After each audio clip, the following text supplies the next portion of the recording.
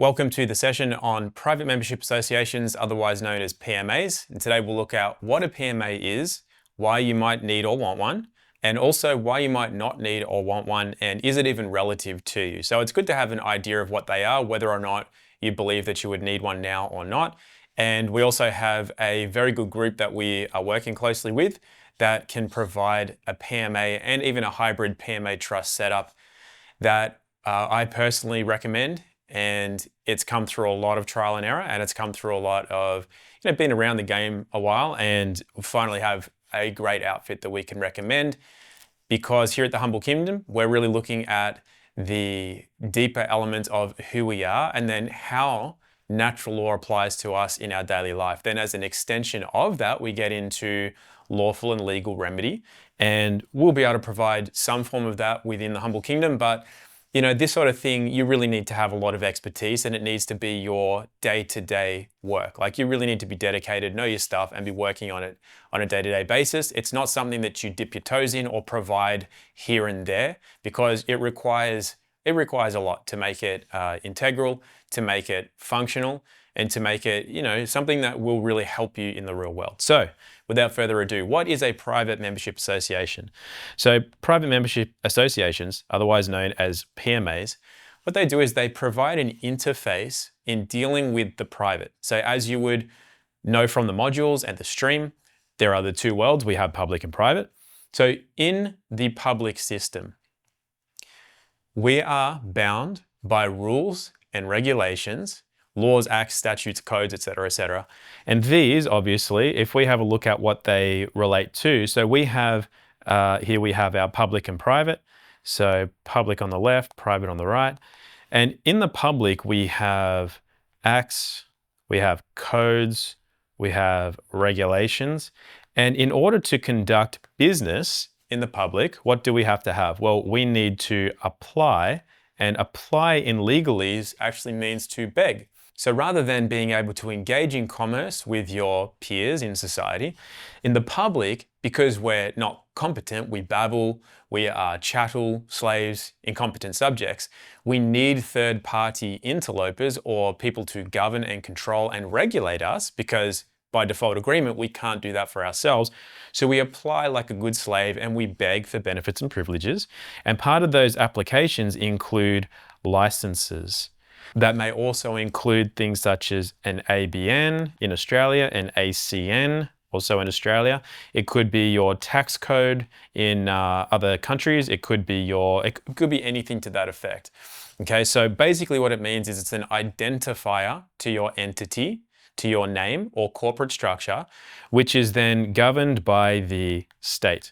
So the state is the mummy and the daddy, and the state is what regulates and controls your ability to conduct commerce. And if you go outside of their bounds, not necessarily moral bounds, which are over here in the private, we have morality.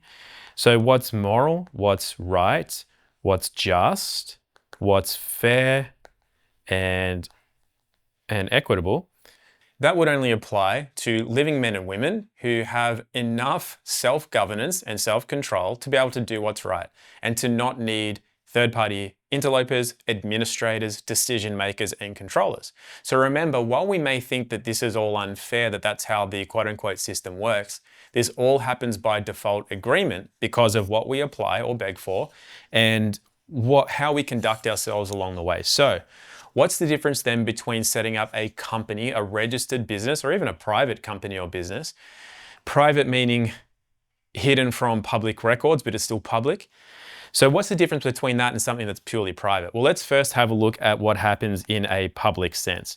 Now, let's say that we wish to conduct trade and commerce, and our product or service, in this case, it will be a product, is something that we don't yet know what the difference is between public and private. Okay, so very easy case in point here is we have a cow. And I realize that cows look something different to this, but there's your udders. And let's make it a happy cow. And I think cows have ears like that, but that's your cow. So the cow obviously is living. Now, once it's put into a statutory sense, it's non-living. So anything in the public, remember, is non-living. Now, cows produce milk, and the milk will go into a milk bottle. that we wish to trade, usually for fiat currency or something to that effect, with members of the public. So that's your customer. And the customer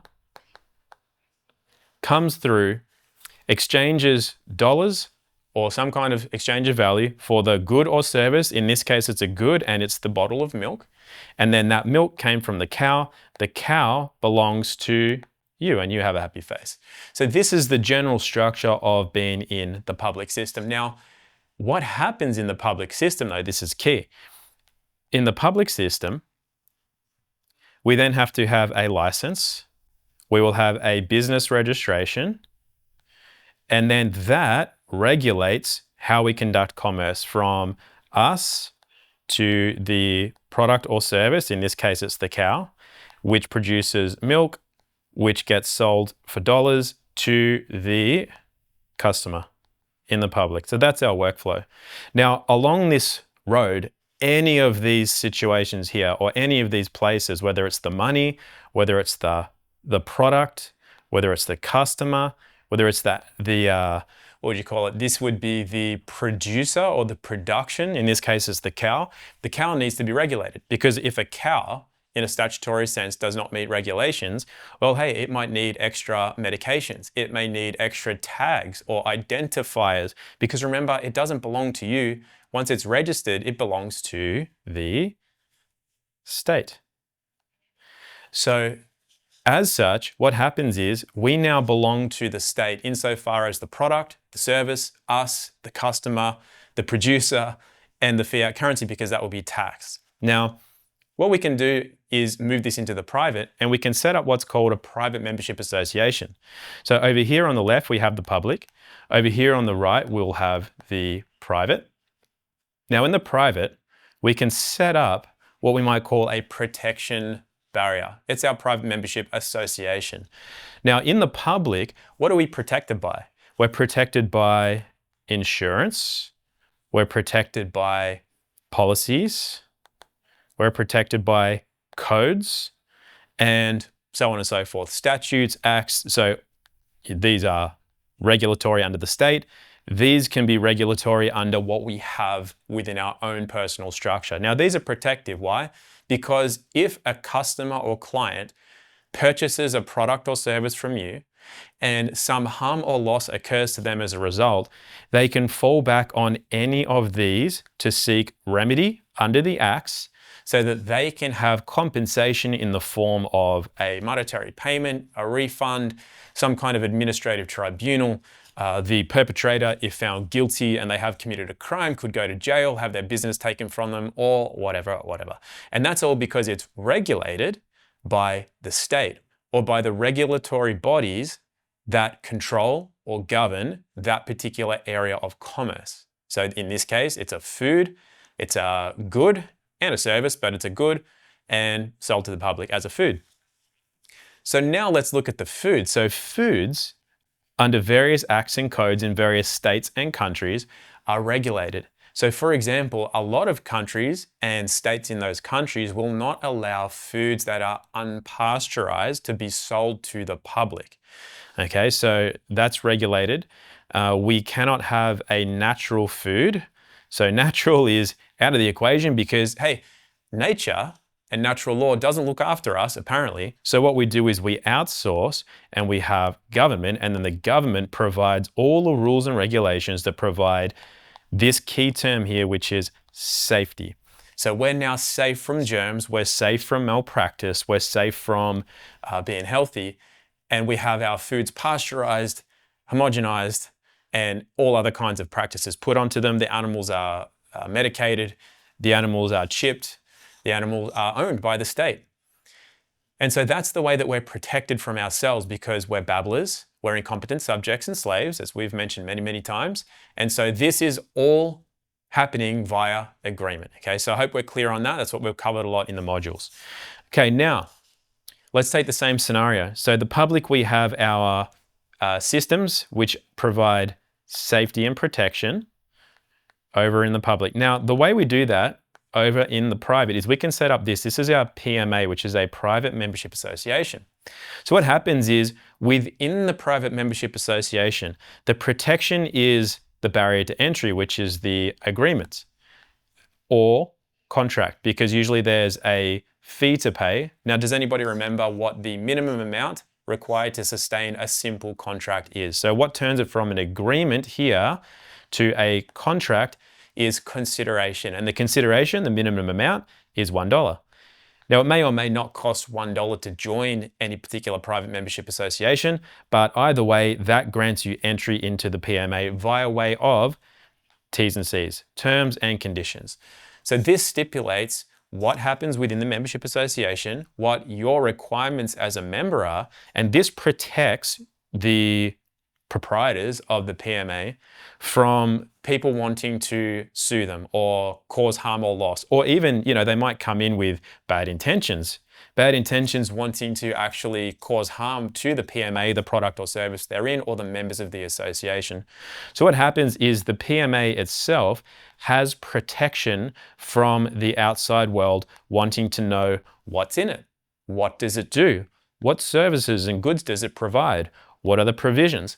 What are the rules, the terms and conditions? You have to become a member, or at least apply to be a member of the PMA.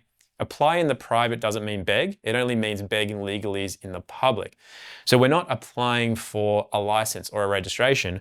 We're applying to be a member of the association. And what that does is it allows us protection from this outside world, which is the public, and prying eyes or people with negative or nefarious intent. So within the PMA, we can have any good or service. So let's say it's a bottle of fresh raw milk. And why is it different to the public? Well, it's kept inside of something that is private. And as such, we're not selling to the public. We are providing that resource to members within the association. So we're not selling publicly. It's a very, very different setup from having a shop that sells to a public patron. We have private members of our own association, which means that we're not selling anything. So while you might also use a public interface, which is fiat currency, you could also trade gold and silver. You could trade tomatoes for a bottle of milk. You could trade cryptocurrency. It doesn't really matter. There will always be a medium of trade or a medium of exchanging value. And how that occurs, in what way, in what circumstances, is all down to the terms and conditions set out within the private membership association. So we can see that we have a lot of self-control and self-governance over this, and it still all happens by agreement because the members of the association are agreeing to the terms and conditions. Now, why would you not want to use a private membership association? One of the biggest reasons people want one is to avoid the old tax.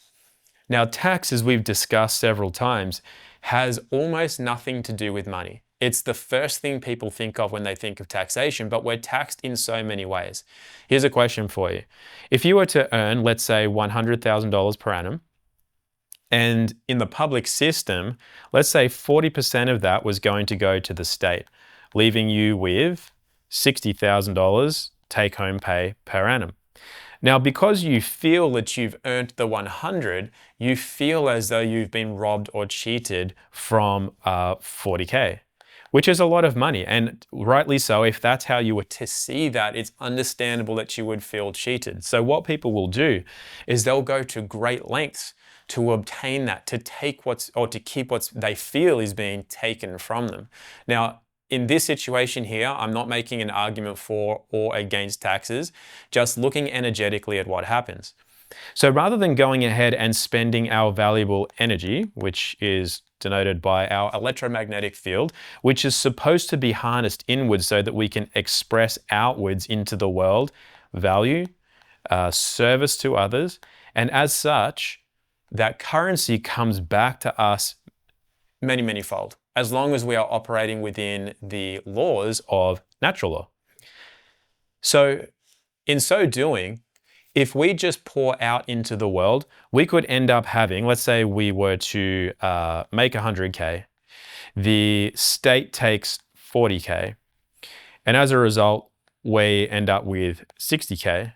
But because of the amount of service and value we're putting into the world, that could double, that could triple, that could 10x, if you want to call it that in finance terms. And then while the government might take another chunk of that, another 40%, what you get back is far more than the 40K, the 60K, the 100K that you may feel that you might have lost. Now, the other way that that can occur is that we make the 100K, the state wants to take 40K. Now, we're so angry about that. We feel that something's being taken from us so much that we engage in entropy. We regress. We put less into the world. And as such, because our mindset is lack, because we will sabotage ourselves, we don't want to succeed more. We don't want to serve more people because the state or the bad man is going to take what we feel is ours. Now, I'm not arguing whether it is or is not ours. It's just energetically what's happening is we regress. So we get like, a futile kind of effort into the world. It doesn't really make itself back. We can fight tooth and nail or even be smart because taxes are essentially voluntary, and we can keep this, but we're limited to that 100K, or maybe that becomes, I don't know, like what could that become? That could become less. That could become something like 80K, because look, we're just putting less into the world. We've constricted our mind, our spirit, our soul is restricted in its way because we're scared. So we end up putting out less, even if it's unconscious. So it's just a quick example as to how fighting the system in that way could actually lead us to less. And willingly paying a fine or willingly paying a tax or what have you, because we're constantly putting value and service into the world, it comes back manyfold. So as a net, I didn't finish the last diagram, but you're just getting the picture. As the net, we could end up, if we fight in the public here, what was 100K, we could end up taking home, I don't know, like 80, because we managed to get back what was taken from us in tax, but we've regressed in our output. But on here, that 100K could turn into, let's call it 120. Even if we've paid something like 60K in taxes, simply because we paid more tax, but we had more revenue. So at the end of the day, where would you rather be? Like net, where would you rather be? Net positive or net negative? It's up to you. But for most people, if they just take a pragmatic look at it and forget the fact that the nasty man is taking what is quote unquote theirs, they still end up better off. They end up better off energetically. They end up better off with financially as well, obviously, but just in so many subtle ways, they are not taxed. So I hope you're getting that. Taxation has almost nothing to do with money, okay? So do private membership associations help provide a taxation strategy that is more beneficial to you? The answer in many cases is yes. But if that's the primary reason that you're wanting this, it's probably not the right fit for you right now. Why? Well, for the reasons we just went through, but also because a private membership association is meant to have a higher resonance. It's meant to be that this is your vehicle. It's going to allow you to put your value as a more pure expression of you, your essence, your soul into the world. It's a vehicle, it's a tool. Like many things that we talk about in natural law, whether it be like a notice or, while a notice is kind of physical and lawful, it comes under the principles of natural law because of what we're noticing in that esoteric sense, which we spoke about in the modules. And look, what can happen is if we don't see it as such and we're focused more on the money, we're already kind of like out of a moral compass. Not like that it's immoral, but it's not in line with our sole purpose. Okay, so we're more buying into that mirror image side of the equation, which obviously is the fictional side. So nothing wrong with that, obviously. Nothing wrong with wanting to keep the productivity of your own labor. Nothing wrong with the feelings that people have towards taxation and, like what the quote unquote government does with things.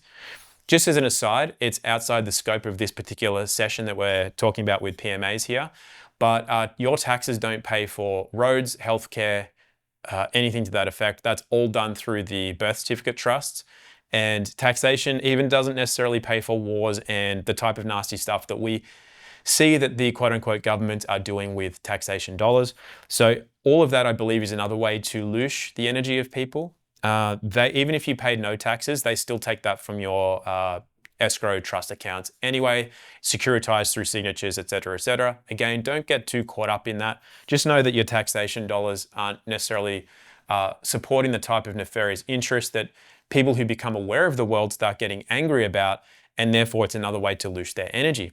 So yeah, we should keep the productivity of our labor. Taxes are voluntary, but taxes aren't necessarily a bad thing in and of themselves. It's just how it's done in the world that we live in. So tax is one of the main reasons people want to look at PMAs, make it a better strategy for themselves, but realistically, that should be a side benefit. What we want to do is look at our expression into the world and make sure that our true value is properly expressed. We have the right vehicle, which is the PMA, so that this all makes its way perfectly into the world and serves people.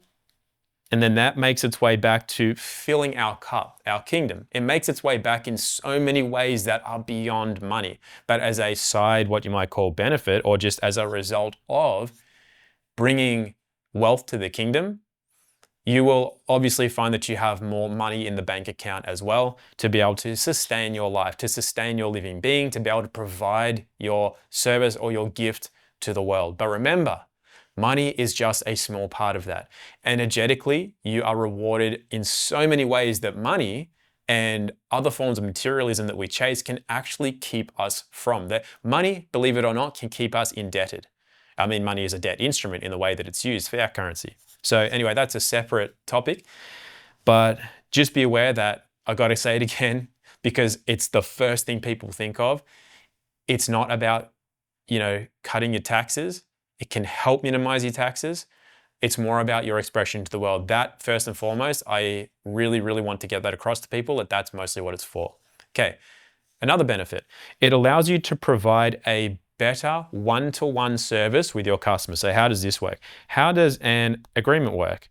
An agreement or a contract, let's just put contract in here as well, is between how many parties?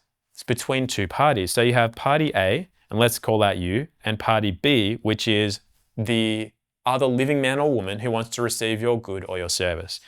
So this is what binds the agreement. Now, what we don't have within a contract or agreement usually is the third party.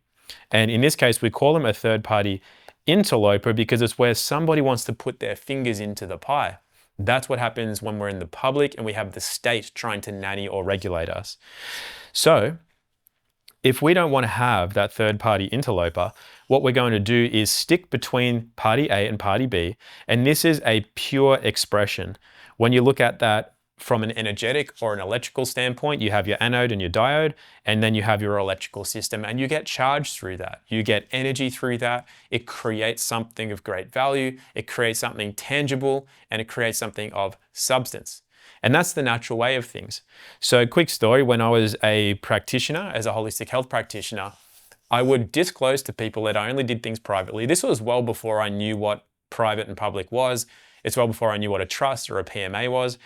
But I just told people straight up, I said, look, I'm not registered with anybody. I don't have a license to do this. What I've done is I've learned through very, very good people who I've paid good money to learn from. I've done my practice, and my insurance is me. Because what happens is, even if it's like 0.5%, 1%, or even like, in my opinion, 50% or greater from a lot of people out there, they don't give a pure one-to-one interaction with their client because they have their insurance to back them up if they make a mistake or are lazy today or do not want to provide not just competence, but a pure expression, like a real sense of responsibility, as in, I am going to be a channel for a higher good for you because this is what life wants, and we're just co-creating this together. And I'm going to take full responsibility because I'm going to be fully, not just invested, but fully present. Just really quickly, let's pause and talk about another subject, and we'll get back on this track. For at least the first 20 years of being on the road, actually still, I never had insurance in my cars. The reason is that I'm my insurance.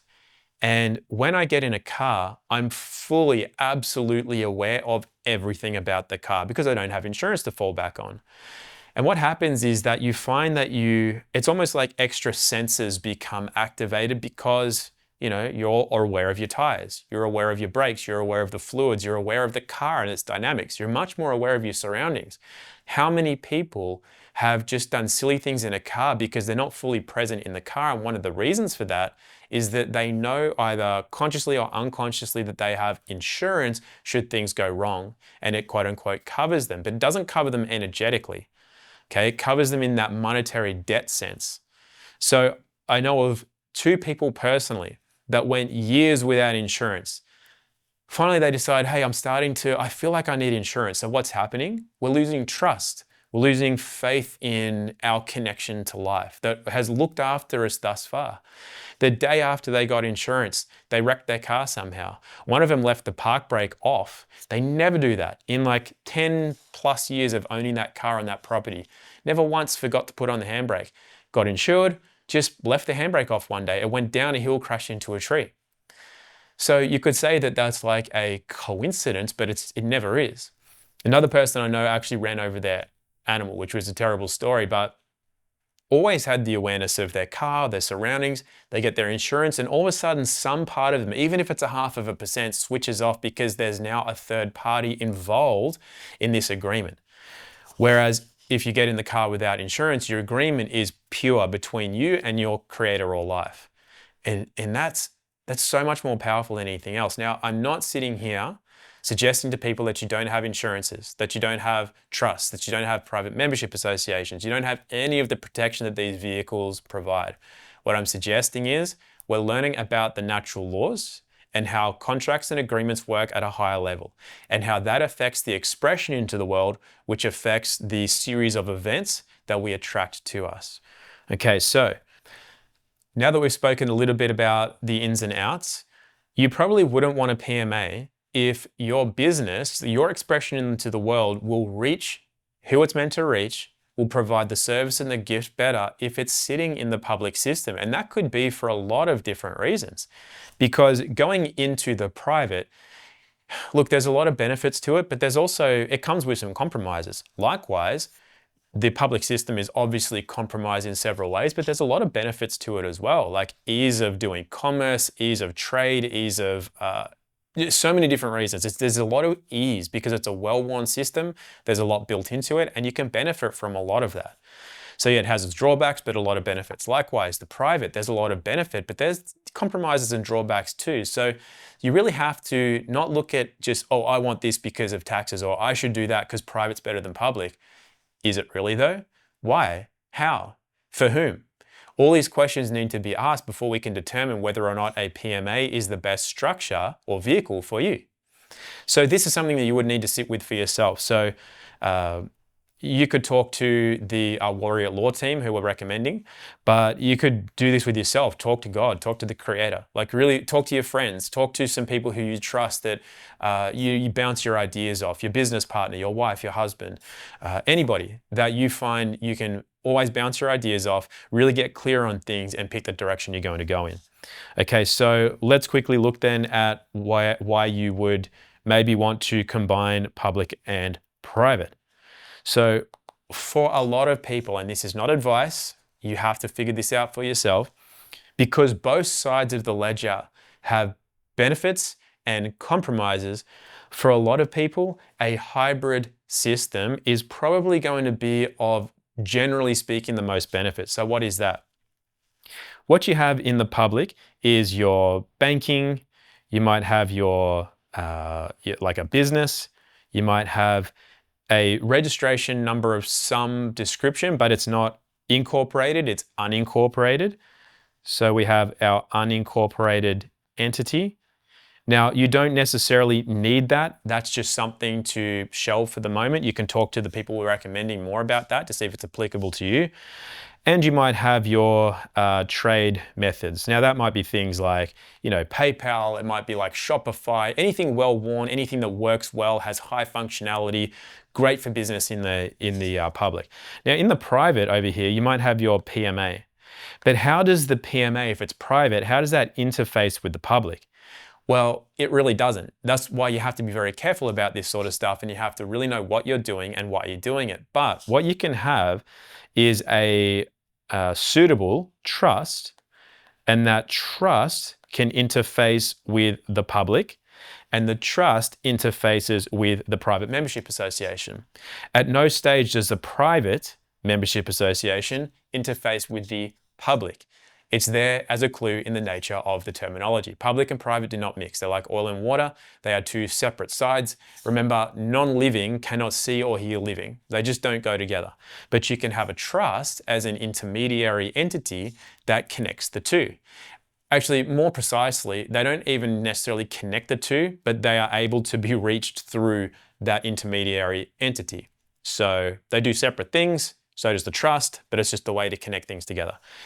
So none of this today is advice. This is just giving you an idea of what a PMA is, why you may like to have one, why you may not, and it might not be in your best interest, and whether or not, if you go that route, you may want to have a hybrid setup. So who are we recommending? So here at the Humble Kingdom, like I said, we're concentrating on natural law and the deeper lessons of the teachings and how that can help us work with life to help us to express into the world as a pure expression of who and what we are.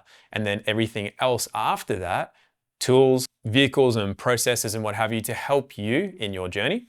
So this is where we introduce to you some of the people that we're working closely with and the people that are able to provide a private membership association is called Warrior at Law, and Warrior at Law is run by my friend Zev. And I've known Zev for just over 5 years now. We connected around 2020 because of what was going on in the world. And not only do I know him on a personal level, but we've done a lot of work in the field together. So you may have already seen some of the popular videos that we provided during that time together, but we did a lot of work in the field together as well in activism and let's just call it real world work together. And so we have a good level of faith and trust in each other. We know each other quite well. And I'm just going to share a little bit about Zev and why we're recommending him and his team. His team are fantastic as well. We've met with them and we wholeheartedly support them for a number of reasons. But I'm just going to talk a little bit about Zev and why we would like to recommend Warrior at Law. So first of all, I personally, throughout the last few years, have recommended other platforms and processes and products from other companies. And while I did my due diligence, especially with the last ones that I was promoting, I asked a lot of times, I did a lot of research, and everything came back to me based on everything that I was asked to be disclosed. But I was actually gatekept in some vital processes, which at the time I just thought was a little bit irksome. But after that kept happening, I had to step away from promoting that. And it turned out it was for good reason, because this company kept telling people that what they were doing was suitable for people everywhere in the world, but it really wasn't. I do believe it still has some validity in the United States, but other than that, it just doesn't. And here's where I don't like where people gatekeep, is because they would not look at that. They would ban people from asking further questions about it and would continue to sell the same product as if it was as valid as they initially claimed. And I really don't like that. So Zev, on the other hand, has basically the same amount of experience or more than a lot of the people that had been recommended before, does it at a much fairer price point, I believe. And he is constantly looking to improve his working knowledge of things, but also improve the product itself. So it's already, in my opinion, and I've looked, and I've really looked because I've learned my lesson in not getting the full disclosure of everything in the past. And it's the best PMA out there that I've found. And even other people that run PMAs that are, of a moral standing, that are willing to, look at what everybody else does and comment on it and not gatekeep, have said, look, this is the best one we've seen, and we sell PMAs ourselves. And I guess the defining factor is that Zev, he lives this stuff. It's really his bread and butter. And he includes international laws publicly within his PMAs. And it's the only one I've found that does that, which means that in any country that you reside in, this particular private membership association structure will be of benefit to you. Not only that, but he's had several people go through and try to find flaws in it. And to his credit, when he gave the documentation to me to look over, and bear in mind, I have at least 20 years less experience in this field than Zev does. I looked at one particular section and I thought, you know what, I personally feel without being an expert in anything, I personally feel that this, if you change this part, it would just energetically have a better effect into the world. The humility of Zev is as such that he looked at that, and his team as well, and everybody looked at it and just sort of said, yeah, we actually all agree. They changed it that day. And this is the type of team that Zev has, and the type of people that work at Warrior at Law. They have enough humility to actually look at this sort of stuff and never just rest on their laurels and gatekeep or things to that effect. Now, something else I'm going to mention that I'm not going to name names, but Zev's happy to talk about it. There are a lot of people out there selling people on the idea of private membership associations, trusts, and what have you, all under the guises of, tax minimization or whatever, and have gotten so many people into so much trouble. And Zev, being the kind of guy he is, has helped these people, whether they have the means to be helped at this stage of the game, being in deep trouble or not. And Zev's gotten them out of trouble once they've gotten into trouble through other people and other companies that have just left them high and dry. And I'm not going to talk too much about that side of things, because there's a lot of damage that gets done out in the world.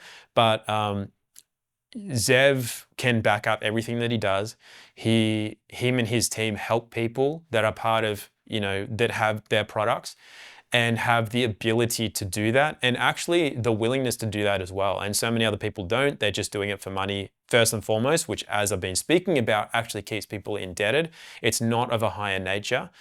And at this stage, Warrior at Law and the team, and with Zev running it, is the best that we've come across, and we're developing a working relationship with one another. So if you feel that a private membership association and or a hybrid system may be for you, please contact the team at Warrior at Law, and they're more than happy to have a conversation with you to help you figure out if it's the right fit for you, and then what to do and how to go about it. And please use the link that we provide for that, because we're helping Warrior at Law out with some things on their end, and they're helping us out with some things on our end. And when you use our corresponding links to connect to each other, it helps us both out, because we can see where some of the inquiries are coming from, and it just helps us out because we like to help each other out. So please use the link provided to contact them, and they are definitely more than willing to help out. And as I said, this is something that we have done extensive research on, and did a lot of back and forth before we wanted to look at who we were going to send people to who want this kind of product or service for themselves. And so this is where I've ended up. So it gives us great pleasure to be able to provide that. And check out the other sections in this privacy and security section of the course for internet privacy and devices that help you stay more private, and also one on a different kind of trust that may be for a certain type of person. But this is, I believe, what most people are looking for at the moment. So please go ahead and contact Warrior at Law, and we hope that helps. Thank you for tuning in.